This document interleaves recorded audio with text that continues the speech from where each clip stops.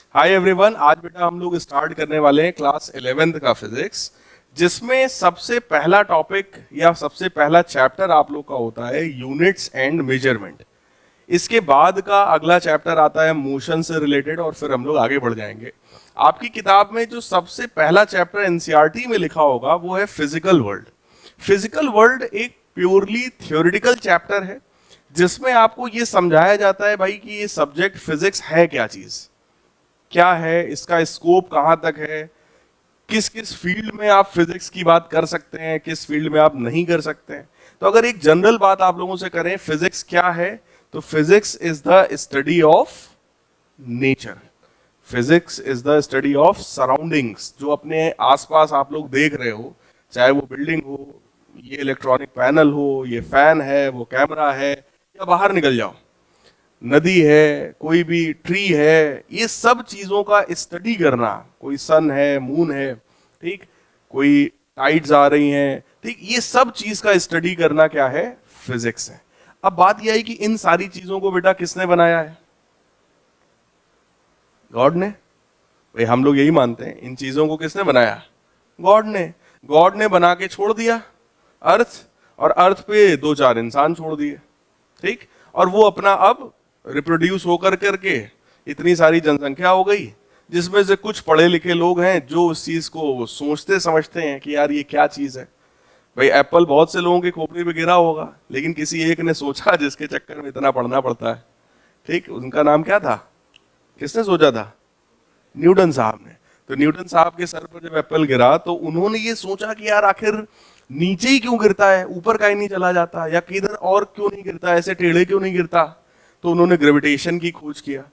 ऐसे ही आप लोगों ने और भी बहुत सारे साइंटिस्ट के बारे में सुना होगा, किसी ने बल्ब के बारे में सोचा, किसी ने करंट के बारे में सोचा। तो ऐसे धीरे धीरे करके डेवलपमेंट होता चला गया, और उसी डेवलपमेंट में हम थोड़ा मोड़ा समझ पाए हैं। अभी नेचर जो होता है बेटा एक बहुत बड़ा मिस्ट्री है। नेचर जो है वो बहुत बड़ा मिस्ट्री है, ऊपर वाले ने बना के छोड़ दिया, किसी चीज का कोई डेफिनेशन, कोई एक्सप्लेनेशन नहीं दिया। उन्होंने कहा तुम आ गए हो, तुम अपना खुद ही समझो क्या है, जो समझ पाओ वो समझ लो, ठीक। सन अपना रोज अपने टाइम पे आ जाता है, हम लोग को सनलाइट देता है, एनर्जी देता है, हीट भी देता है, ठीक। इवनिंग में अपना सनसेट हो जाता है, फिर मून आ जाता है, वो सब अपना अपना काम कर रहे हैं। उसको स्टडी करना, उसको समझना, यही सब क्या है? फिजिक्स है। इसीलिए ऑब्वियस है फिजिक्स जो सब्जेक्ट है, क्योंकि it is language of God, तो थोड़ा सा कठिन तो होगा, इसमें कोई दो राय नहीं है। क्लास 9th 10th में जब आप लोग होते हो बेटा, तो आपके सिलेबस में करीबन 4 से 5 चैप्टर है 9th में भी, और 4-5 चैप्टर सीबीएसई के 10th में भी है। लेकिन अब जब आप 11th में आओगे तो नूतन वाली किताब से अगर आप देखोगे तो 30 चैप्टर आपके सिलेबस में है, 30 चैप्टर्स। तो चैप्टर सीधे सीधे 6 गुना हो जाते हैं। तो हमारी जो सीरियसनेस है पढ़ाई को लेकर के, या जितना हम पढ़ते हैं, वो भी कहीं ना कहीं 4 से 6 गुना हो जाना चाहिए। अगर हम पहले 1 घंटा पढ़ते थे तो अब हमें 5 से 6 घंटे कंसंट्रेशन बढ़ाना पड़ेगा, या दिमाग इतना स्ट्रांग हो कि हम 4 घंटा 3 घंटा भी अगर पढ़ रहे हैं तो उतने से हमारा काम चल जाए। मतलब कंसंट्रेशन बहुत ही ज्यादा स्ट्रांग होना चाहिए, ठीक है। तो पहला चैप्टर आपका है फिजिकल वर्ल्ड, जो कि थ्योरेटिकल चैप्टर है, इसीलिए उसको सिलेबस में इंक्लूड नहीं किया गया है। जो अभी आपका सीबीएसई का करिकुलम आया है, सिलेबस आया है, उसमें भी आप लोग चेक कर सकते हो, फर्स्ट चैप्टर वहां पर छोड़ दिया गया है। So we will start our syllabus from chapter number 2, that is units and measurement, ठीक। तो चैप्टर का नाम है बेटा यूनिट्स एंड मेजरमेंट। इस चैप्टर के, मैंने इन लोगों को बताया भी था, इस चैप्टर के 3 पार्ट्स हैं। यूनिट्स एंड मेजरमेंट में 3 पार्ट्स हैं। सबसे पहले हम लोग फिजिकल क्वांटिटीज के बारे में पढ़ते हैं, उनकी यूनिट्स के बारे में पढ़ते हैं। दूसरा टॉपिक है इसमें डायमेंशन की एनालिसिस के बारे में पढ़ेंगे, जिसको हम लोग बोलते हैं डायमेंशनल एनालिसिस। और थर्ड पार्ट आपके चैप्टर का है जिसमें हम पढ़ेंगे एरर, तो एरर एनालिसिस। क्लियर है? सबसे पहली बात करते हैं, चैप्टर का पहला पार्ट मोस्ट प्रोबेबली आज हम लोग कंप्लीट करेंगे। फर्स्ट पार्ट में है कि कोई भी फिजिकल क्वांटिटी क्या होती है, what is a physical quantity. तो मैंने इन लोगों से बहुत जनरल क्वेश्चन पूछा था कि जैसे ये पेन है, तो ये पेन बेटा कितने रुपए का आता होगा? कोई भी आपका पेन है कितने रुपए का आता होगा? बताओ भाई। 10 रुपए का, 20 रुपए का, 100 रुपए का, कुछ ना कुछ टाइम होगा। ऐसे ही अगर मैं, तो रुपए की बात हो गई, टाइम की बात करें कि आज की आपकी फिजिक्स की क्लास कितने बजे से है, कितने बजे से? Let us suppose that is 6:30 PM। ठीक, आपसे हम कहें बेटा इसका मास कितना होगा, क्या बताओगे? इन्होंने कहा सर 10 ग्राम्स। ठीक, देखो 3 जनरल क्वेश्चंस हैं, लेकिन तीनों का जो आंसर आपने दिया है उसमें एक चीज कॉमन है, पहले कुछ नंबर्स हैं और बाद में कुछ लेटर्स हैं। तो वो जो नंबर वाला पार्ट है बेटा, उसको फिजिक्स में हम लोग कहते हैं न्यूमेरिकल वैल्यू। क्या कहते हैं? This is called numerical value, और we can say magnitude. Number वाले पार्ट को हम लोग क्या कहते हैं? न्यूमेरिकल वैल्यू या फिर मैग्नीट्यूड। और जो बाद में लिखा आपने लेटर वाला पार्ट, उसको हम लोग क्या बोलते हैं? Units. These are known as units. और अगर इन्हीं मैग्नीट्यूड और यूनिट्स को हम लोग कंबाइन कर दें, on combining together they form a physical quantity. दोनों मिल करके क्या फॉर्म करते हैं? फिजिकल क्वांटिटी फॉर्म करते हैं। Clear? So what is physical quantity? Combination of numerical value and units is known as physical quantity. या फिर जो बुक्स में डेफिनेशन लिखी होती है वो ये है, anything which can be measured and has some value is known as physical quantity. तो आप लोग भी लिख सकते हैं, anything which can be measured, anything which can be measured is called physical quantity। और physical quantity को अगर हम लोग रिप्रेजेंट करें तो देखो इसमें केवल दो चीजें हैं, पहला है बेटा न्यूमेरिकल वैल्यू और दूसरा है unit. So anything which can be measured and has some constant value is called physical quantity. तो पहली बात मेजरेबल है, दूसरी बात इसकी जो वैल्यू है वो हमेशा कांस्टेंट नेचर की होती है। It is always constant in nature. Constant कहने का मतलब बेटा क्या होता है? बताओ भाई। कांस्टेंट मतलब it can not be changed. मतलब जैसे अगर हमने लिखा कि 1 मीटर, तो भाई 1 उसका न्यूमेरिकल वैल्यू हो गया, मीटर उसका यूनिट हो गया। 1 मीटर को हम लोग इजीली बोलो 100 सेंटीमीटर भी लिख सकते, 1 metre is equivalent to 100 centimetre. लेकिन आप चाहे 1 मीटर बोलो या 100 सेंटीमीटर बोलो मतलब सेम है या मतलब अलग अलग है? भाई अगर मान लो वहां से लेकर के यहां तक के लेंथ को मैं 1 मीटर कहता हूं, तो यही इतना 100 सेंटीमीटर भी है, ये अलग है? सेम है ना। इसका मतलब बेटा कोई भी फिजिकल क्वांटिटी जो होती है that is always what? Constant in nature. So we can simply write N1 U1 is equal to N2 U2। तो किसी भी फिजिकल क्वांटिटी के बारे में हमको 2-3 चीजें पता चल गई कि sir anything which can be measured and has some constant value is called a physical quantity. Any physical quantity has two things, numerical value and units, and its nature is that it is always constant। ये हमेशा constant होता है। तो आप N1 U1 is equal to N2 U2 भी लिख सकते हो। इतनी बात क्लियर एकदम? ठीक। तो क्वांटिटीज यार बहुत सारी हो सकती हैं, जैसे 1 मीटर है या 10 सेंटीमीटर है या 1 kg है, ठीक, 5 ग्राम्स है, ऐसी बहुत सी क्वांटिटीज हो सकती हैं जो आप बना बना करके लिख सकते हो। क्लियर? एग्जाम्पल के तौर पे हम बहुत कुछ लिख सकते हैं। अब आते हैं बेटा इसके टाइप्स के बारे में। तो इसका टाइप्स देखते हैं हम लोग। अगर फिजिकल क्वांटिटी की हम लोग बात करें तो फिजिकल क्वांटिटी के बेसिकली 2 टाइप्स होते हैं। सबसे पहला टाइप इसका है फंडामेंटल क्वांटिटीज। सबसे पहला टाइप क्या है? Fundamental quantities. और दूसरा टाइप है बेटा derived quantities. First one is fundamental and other one is derived quantity. सबसे पहला जो है फंडामेंटल, फंडामेंटल का मतलब ये है कोई भी ऐसी क्वांटिटी जिसको एक्सप्लेन करने के लिए किसी और क्वांटिटी की हमको रिक्वायरमेंट ना हो। So those quantities which are self explainable, ऐसी क्वांटिटीज जो कैसी हैं, सेल्फ एक्सप्लेनेबल हैं, मतलब इनको एक्सप्लेन करने के लिए किसी और क्वांटिटी की रिक्वायरमेंट नहीं है। सो those quantities which do not require any other quantity for its explanation, ऐसी क्वांटिटी जिसको एक्सप्लेन करने के लिए किसी और क्वांटिटी की रिक्वायरमेंट नहीं है, उसको क्या बोलेंगे, सेल्फ एक्सप्लेनेबल, यानी कि फंडामेंटल क्वांटिटी। फंडामेंटल क्वांटिटी बेटा 7 टाइप की होती हैं। There are 7 fundamental quantities. एक एक करके उनकी बात करते हैं कि भाई फंडामेंटल कौन कौन है। तो देखिए, सबसे पहली क्वांटिटी जो कि फंडामेंटल है, दैट इज मास।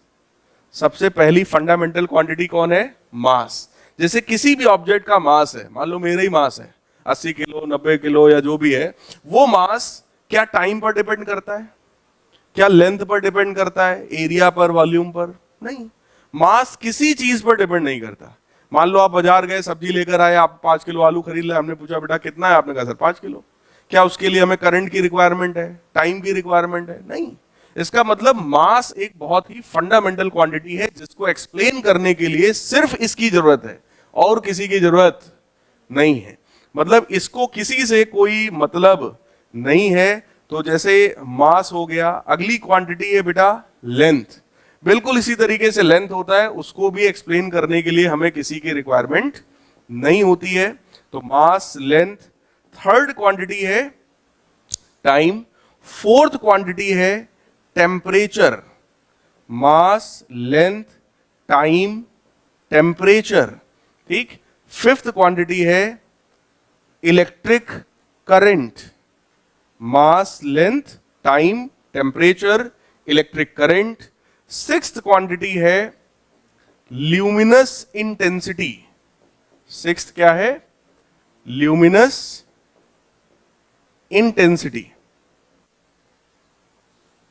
अभी ये सब एक्सप्लेन करते हैं ये क्या चीज है। और लास्ट है बेटा amount of substance. Amount of substance, तो कहने का मतलब ऐसी क्वांटिटीज जिनको एक्सप्लेन करने के लिए किसी और क्वांटिटी की रिक्वायरमेंट ना हो, उनको क्या बोलेंगे, फंडामेंटल क्वांटिटीज। कितनी फंडामेंटल है बेटा, 7। Mass, length, time, temperature, current, luminous intensity और अमाउंट ऑफ सब्सटेंस। इनमें से बोलो मास, लेंथ और टाइम, ये 3 तो आपको अच्छे से पता है, सबको पता होगा। फोर्थ है बेटा टेम्परेचर। टेम्परेचर का मतलब होता है डिग्री ऑफ हॉटनेस और कोल्डनेस ऑफ अ बॉडी। कोई ऑब्जेक्ट कितना हॉट है या कितना कोल्ड है, इस चीज को हम उसके टेम्परेचर से रिप्रेजेंट करते हैं। कभी भी आपको फीवर आता है तो आपकी बॉडी गर्म होने लगती है और उसके लिए आप थर्मामीटर लाते हो, अपना टेम्परेचर मेजर करते हो, ठीक। अगर वो 99 के ऊपर है, 100 के ऊपर है, तो आप बोलते हो सर फीवर हो गया। क्लियर? इसका मतलब क्या है कि टेम्परेचर क्या चीज है, ये वो यूनिट है, ये वो क्वांटिटी है जिससे हम ये पता लगा सकते हैं कि ऑब्जेक्ट हॉट है या कोल्ड है। या दूसरे शब्दों में आप ये भी कह सकते हो कि हीट जो होती है, heat is a form of energy. बोलो भाई, जो कि हमेशा हाई टेम्परेचर बॉडी से लो टेम्परेचर बॉडी की तरफ फ्लो करती है। What is heat? Heat is a form of energy which always flow from high temperature body to low temperature body. जैसे आपका सन का टेम्परेचर करोड़ों डिग्री सेल्सियस है, बहुत हॉट होता है। उसके कंपैरिजन में अर्थ हमारा बहुत कूल है, तो इसीलिए हीट का ट्रांसफर किधर से किधर होता है, सन से अर्थ की तरफ। करेक्ट है? अब इस समय अगर आप बाहर अर्थ की बात करो और अंदर इस क्लासरूम की बात करो, तो यहां का टेम्परेचर लगभग 20 डिग्री है। बाहर निकलोगे अभी टेम्परेचर लगभग 35-40 के आसपास होगा। तो अगर अभी दरवाजा खोल दिया जाए तो हीट का फ्लो किधर से किधर होगा, बाहर से अंदर की तरफ। तो हीट वो फॉर्म ऑफ एनर्जी है जो कि हाई टेम्परेचर बॉडी से लो टेम्परेचर बॉडी पर फ्लो करती है। यानी कि टेम्परेचर वो फिजिकल क्वांटिटी हो गया जो कहीं ना कहीं हीट को एक्सप्लेन करता है। बिना इसके हम हीट को एक्सप्लेन नहीं कर सकते। तो भाई साहब, टेम्परेचर कैसी क्वांटिटी हुई, फंडामेंटल। क्लियर? टेम्परेचर को मेजर किस यूनिट में कर सकते हो? डिग्री सेल्सियस में, केल्विन में, रैंकाइन में, फारेनहाइट में। दो तीन नाम तो सुने होंगे, रैंकाइन शायद नहीं सुना होगा, उसकी बात आगे करेंगे। फिलहाल पांचवा है बेटा इलेक्ट्रिक करंट। क्लास 10th में आप लोगों ने जरूर पढ़ा होगा इलेक्ट्रिक करंट क्या है। Rate of flow of charge is called electric current, या I is equal to Q by T. I is equal to delta Q by delta T.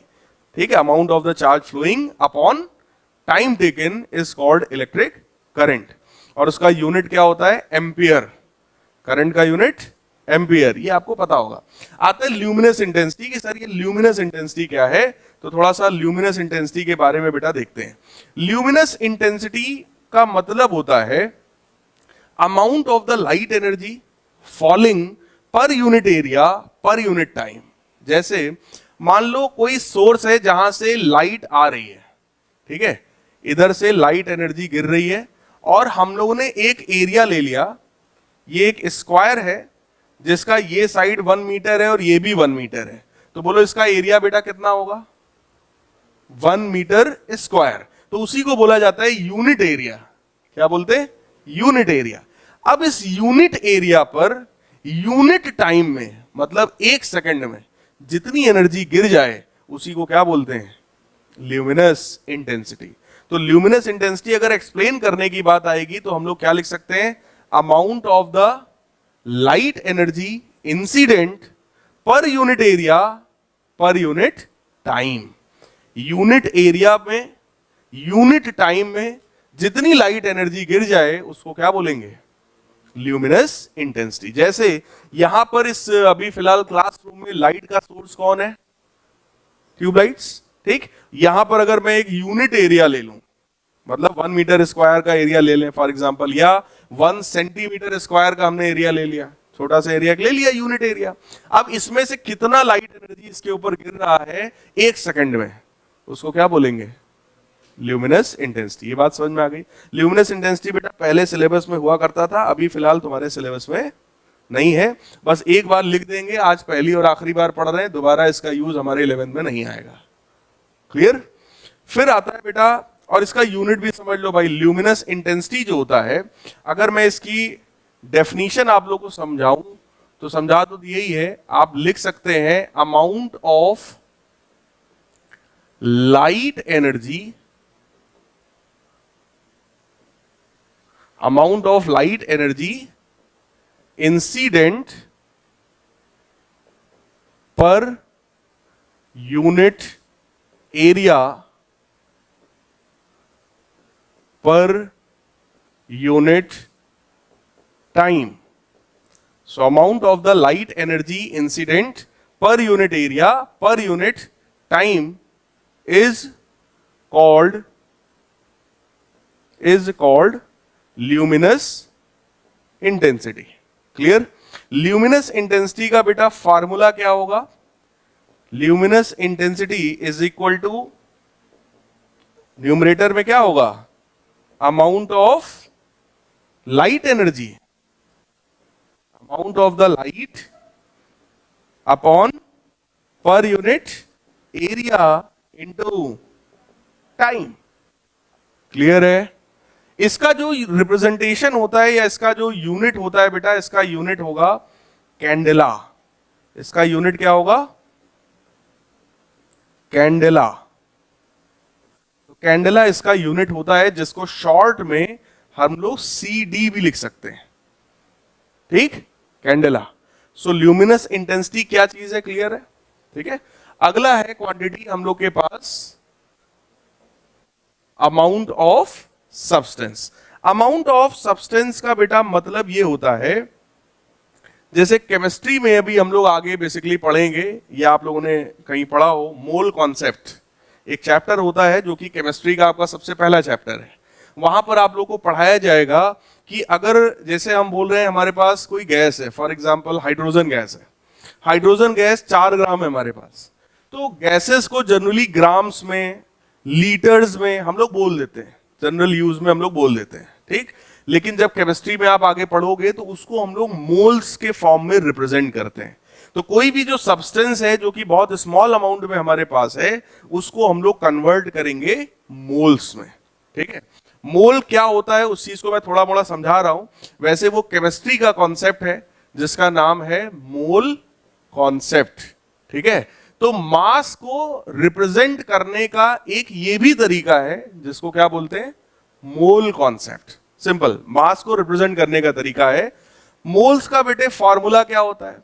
मोल का मतलब होता है mass divided by molecular mass. क्या आप लोगों ने ये केमिस्ट्री में बेटा पढ़ा है?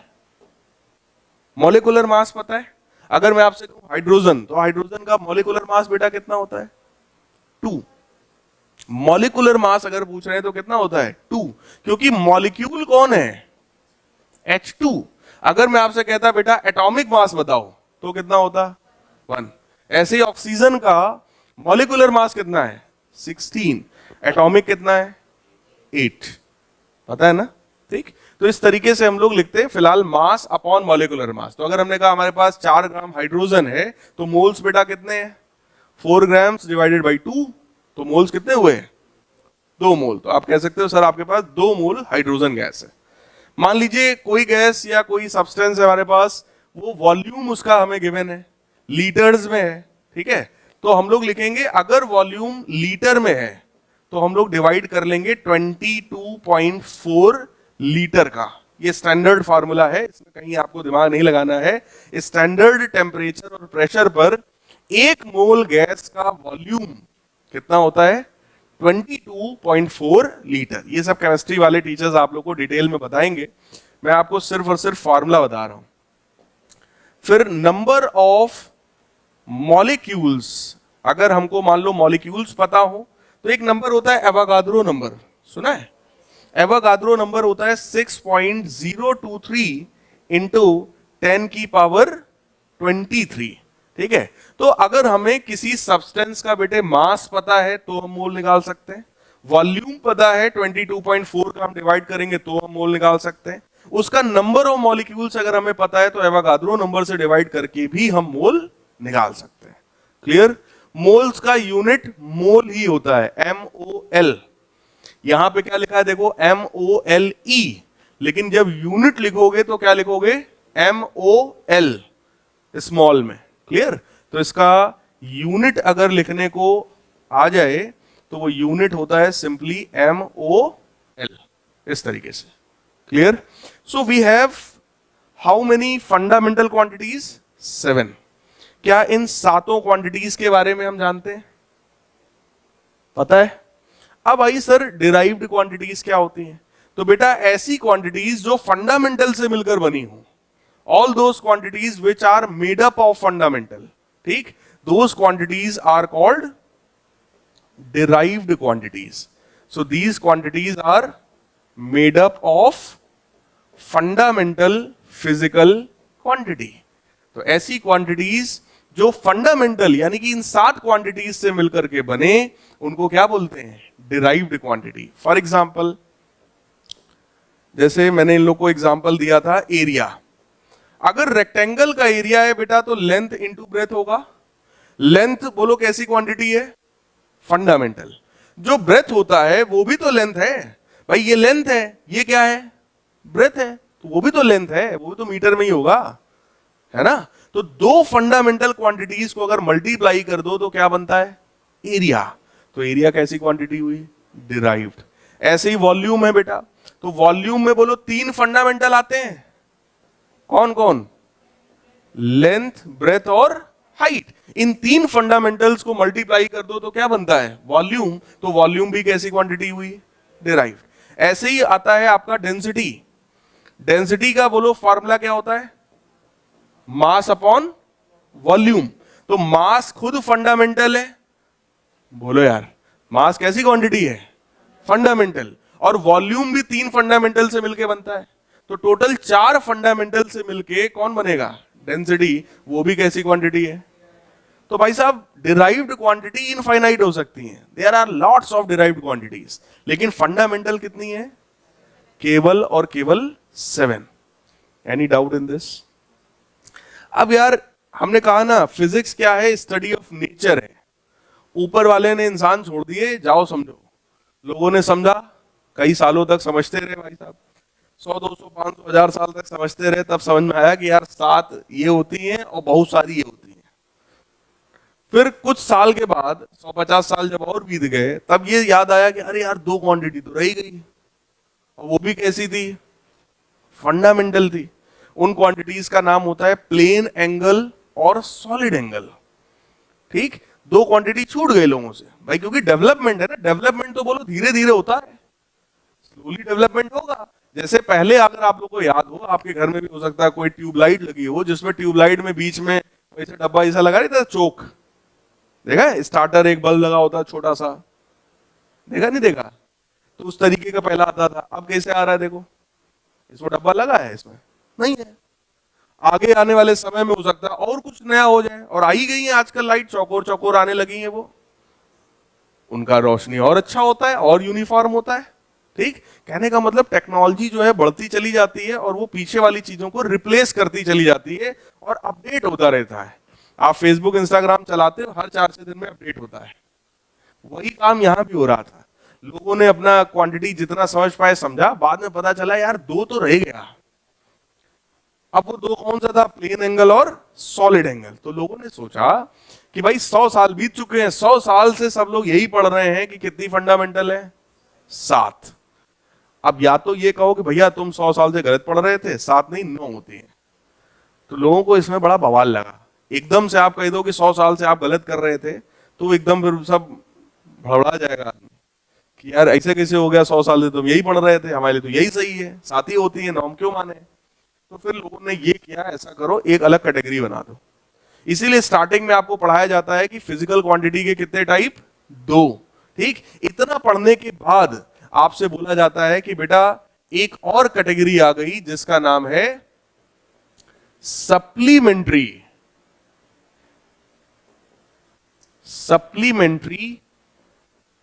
Physical quantity.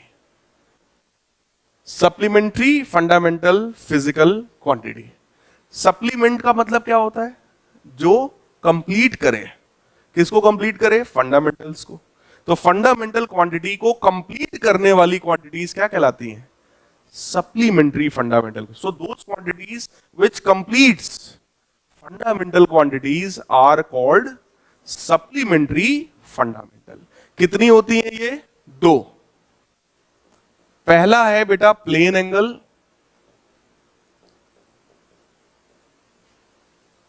और दूसरा है सॉलिड एंगल।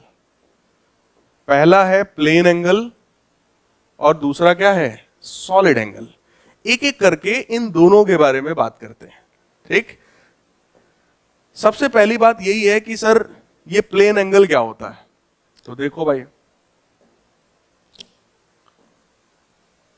अगर हम लोग कोई इस तरीके का, मान लो एक हमने सर्कल कंसीडर किया, ठीक, इस तरीके का सर्कल हमारे पास है, और इस सर्कल में हम लोग कुछ सर्टेन इसका अपना रेडियस होगा।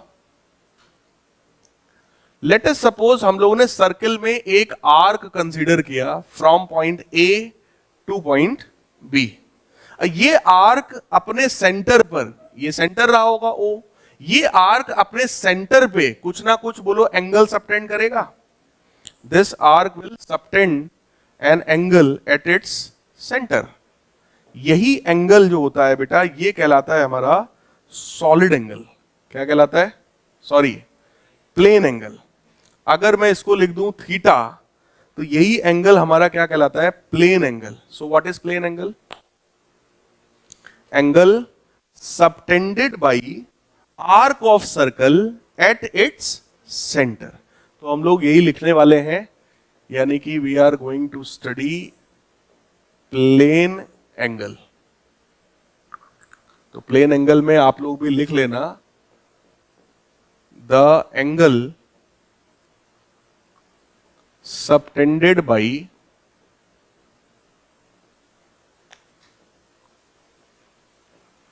Arc of a circle at its center। Circle का आर्क उसके सेंटर पे जो एंगल बनाए उसको क्या बोलते हैं, प्लेन एंगल। प्लेन एंगल जो थीटा है बेटा, इस थीटा का फॉर्मूला होता है theta is equal to arc upon radius. Formula क्या है? Plane angle is equal to arc upon radius. So we can write here theta is equal to arc, ये है ए बी, तो ए बी आर्क, आर्क को ऐसा लिखते थे अगर आपको याद है बचपन में, तो आर्क डिवाइडेड बाई रेडियस। तो ये बेटा इसका फार्मूला होता है। और किसी भी प्लेन एंगल का यूनिट होता है रेडियन। क्या यूनिट है? रेडियंस। नॉर्मली हम लोग प्लेन एंगल को डिग्री में निकालते हैं, 30 डिग्री, 60 डिग्री, 90 डिग्री, क्लियर। लेकिन जब आप यहां पर इसमें पढ़ोगे तो इसका यूनिट क्या है? रेडियन। तो सप्लीमेंट्री क्वांटिटीज कितनी है? दो, plane angle, solid angle. Plane angle क्या है? Angle subtended by arc of the circle at its centre. Circle का आर्क, उसके सेंटर पे जो एंगल बनाए वो एंगल क्या है? प्लेन एंगल है। फार्मूला क्या है? Theta is equal to arc upon radius, और यूनिट क्या है इसका? रेडियन। अगर मैं आपसे कहूं कि बेटा define 1 radian, what is 1 radian, क्या बताएंगे? Define 1 radian. ये क्वेश्चन बड़ा पूछा जाता है आप लोगों का। भी जैसे ही स्कूल खुलेगा तुरंत एग्जाम होगा 15-20 दिन के अंदर, है ना, तो उसमें इस तरीके का एक क्वेश्चन मिल सकता है आपको। तो फॉर्मूला क्या था? Theta is equal to arc upon radius. अगर हमें 1 रेडियन लाना है तो बेटा आर्क की लंबाई और रेडियस की लंबाई आपस में क्या होना चाहिए? Equal. That means if the length of the arc of circle is equal to its radius, then angle subtended by that arc at the center will be 1 radian. कुछ समझ में आया? What is 1 radian? It is the angle subtended by that arc of a circle which is having its length equal to radius of the circle. बोलो यार, मैं लिख दे रहा हूं। What is 1 radian? So it is plane angle subtended by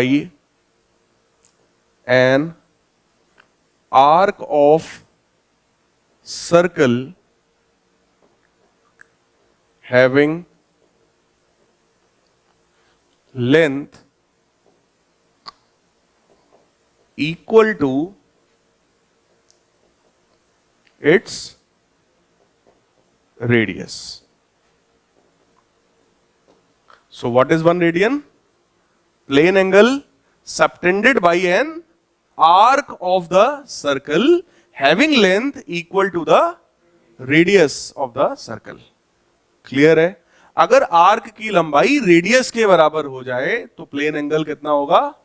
1 radian. Clear है? अब अगला है बेटा, आखिरी टॉपिक है आज का, that is solid angle.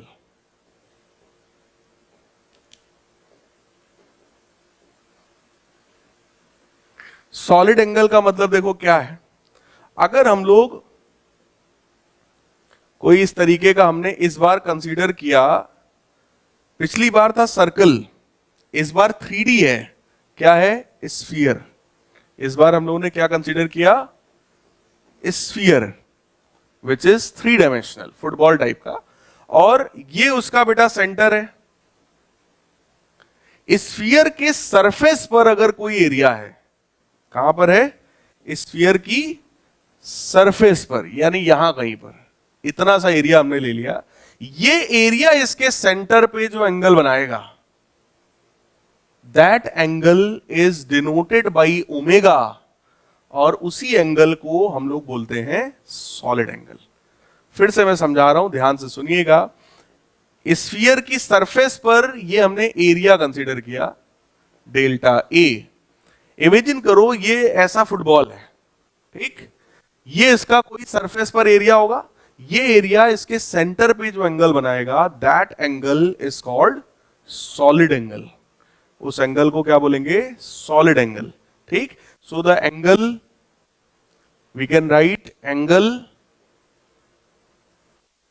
Subtended by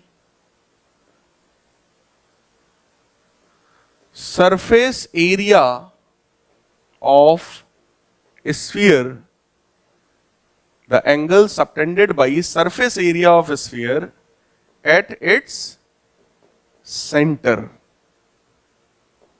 is called solid angle। ऐसे एंगल को हम लोग क्या बोलेंगे? is called solid angle. तो सॉलिड एंगल जो होता है बेटा, इसको ओमेगा से रिप्रेजेंट करते हैं। ये W टाइप का सिंबल होता है, इसका नाम होता है ओमेगा। ठीक, ये आप बोलोगे इसको ओमेगा, और इसका फॉर्मूला होता है वही surface area delta A divided by radius का स्क्वायर, डिवाइडेड बाई रेडियस का स्क्वायर। जैसे सोचो, इमेजिन करो, ये थोड़ी अलग चीज है। अभी तक आपने जितनी भी चीजें क्वांटिटीज पढ़ी उनमें यही एक है जो अभी तक आपने बिल्कुल नहीं सुना था। जैसे जो प्लेन एंगल था, बचपन से आप जिसको एंगल बोल रहे हो ना, वही प्लेन एंगल है। लेकिन ये नई चीज है जो आज आप पहली बार सुन रहे हैं, पहली बार आप इसको पढ़ रहे हो। जैसे इमेजिन करो, ये एक रूम भी जो 3D है। अब इसका जो टॉप सीलिंग है, ठीक है, ये जो ऊपर वाला ये छत है, सीलिंग है, अगर यहां सेंटर पर एक पॉइंट एकदम ले लें बीचों बीच, और आपसे कहें बेटा ये जो पूरा का पूरा सीलिंग है ये उस सेंटर पे कितना एंगल बना रहा है, तो क्या वो एंगल लाइन के बीच का एंगल है? नहीं, वो एंगल एक एरिया बना रहा है। कहां पर?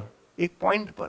तो ये एरिया अपने पॉइंट पर जो एंगल बनाता है that angle is solid angle. Example के तौर पर, जैसे कॉर्नेटो आइसक्रीम खाई होगी, तो वो जो आइसक्रीम भरी हुई है वो अपने कोन के सेंटर पे जो एंगल बना रही है that angle is solid angle. ठीक है, या मैंने अम्ब्रेला का, छाता का एग्जांपल दिया था। अम्ब्रेला होता है, 3D होता है वो भी। अब उसमें वो ऐसी ऐसी रॉड लगी होती है ना, उसी के ऊपर कपड़ा बांध देते हैं केवल, वही तो अम्ब्रेला होता है।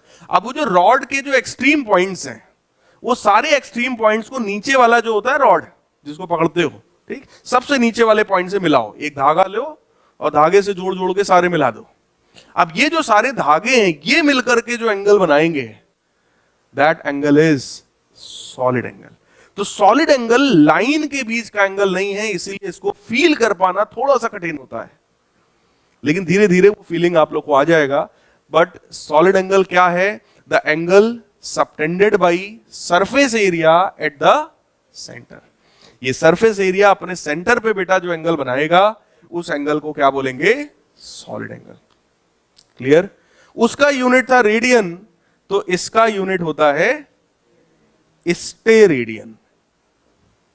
इट्स यूनिट इज स्टेरेडियन, जिसको SR से आप डिनोट कर सकते हो, स्टेरेडियन। क्लियर है? अगर मैं आपसे कहूं बेटा डिफाइन 1 स्टेरेडियन, तो अब क्या लिखोगे बेटा? भाई solid angle omega is equal to delta A by R square था।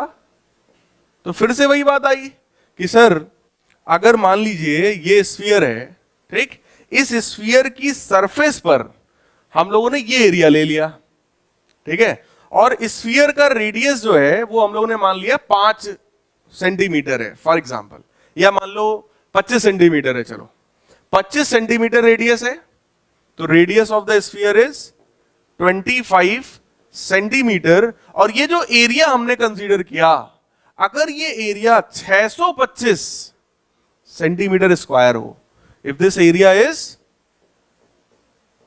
ये एरिया कितना हो? 625 सेंटीमीटर स्क्वायर। 625 क्या है? 25 का स्क्वायर है। तो अगर रेडियस 5 लेते तो एरिया कितना लेते? 25 सेंटीमीटर स्क्वायर का। यार, तो ऐसे में ये एरिया अपने सेंटर पे जो एंगल बनाएगा वो कितना होगा, 1 स्टेरेडियन। तो देखो 1 स्टेरेडियन का मतलब सिंपल ये हुआ, if the surface area of the sphere is equal to its radius square, then total solid angle will be 1 steradian. तो अगर लैंग्वेज में लिखना हो बेटा तो क्या लिखोगे, it is the angle subtended by surface area of the sphere whose value is square of the radius of sphere। ऐसा सरफेस एरिया, इतना बड़ा सरफेस एरिया जिसकी वैल्यू रेडियस के स्क्वायर के बराबर हो, वो अपने सेंटर पे जो एंगल बनाएगा उसको क्या बोलेंगे, 1 स्टेरेडियन। तो आज की क्लास में मैंने आप लोगों को क्या क्या पढ़ाया है कि भाई सबसे पहली चीज फिजिकल क्वांटिटी क्या होती है। फिजिकल क्वांटिटी वो जिसको हम मेजर कर सकें और कांस्टेंट वैल्यू हो उसको फिजिकल क्वांटिटी बोलते हैं। P बराबर NU कांस्टेंट होता है, तो N1U1 बराबर N2U2। N1U1 N2U2 ये रिप्रेजेंट करता है कि हम एक क्वांटिटी को डिफरेंट डिफरेंट यूनिट्स में कन्वर्ट कर सकते हैं, जैसे 1 मीटर बराबर 100 सेंटीमीटर, और ऐसे बहुत सारे कन्वर्जन तुमको पता है, 1 kg इक्वल टू 1000 ग्राम, ऐसे माइल्स, बहुत बहुत सारी चीजें आपको पता है इसमें, ठीक। तो हम एक क्वांटिटी को डिफरेंट डिफरेंट यूनिट्स में बोलो कन्वर्ट कर सकते हैं। So N1U1 is equal to N2U2। Quantities कितने टाइप की होती है, बेसिकली सर 2 टाइप की होती है, फंडामेंटल और डिराइव्ड। फंडामेंटल वो होती है जिनको एक्सप्लेन करने के लिए किसी और की रिक्वायरमेंट नहीं होती है, लेकिन डिराइव्ड क्वांटिटीज वो होती है जो फंडामेंटल से मिलकर बनती हैं, which are derived from fundamental are called derived quantities, ठीक। फंडामेंटल कितनी है, 7। कौन कौन, mass, length, time, temperature, current, luminous intensity और अमाउंट ऑफ सब्सटेंस। जिसमें मास, लेंथ, टाइम, टेम्परेचर और करंट इतना आपने अच्छे से पढ़ रखा है, ये आप लोगों को, ज्यादातर बच्चों को आता ही है। उसके बाद आया ल्यूमिनस इंटेंसिटी। ल्यूमिनस इंटेंसिटी का मतलब क्या था, amount of the light energy incident per unit area per unit time is called luminous intensity, और उसका यूनिट क्या होता है, कैंडेला। अगला था अमाउंट ऑफ सब्सटेंस, जो कि मोल कॉन्सेप्ट है। तो मोल्स की बात करते हैं। मोल क्या है, किसी भी सब्सटेंस के अमाउंट को रिप्रेजेंट करने का एक तरीका है। मोल के फॉर्मूले क्या थे, mass upon molecular mass, volume upon 22.4, number of molecules upon 6.023 into 10 की पावर 23।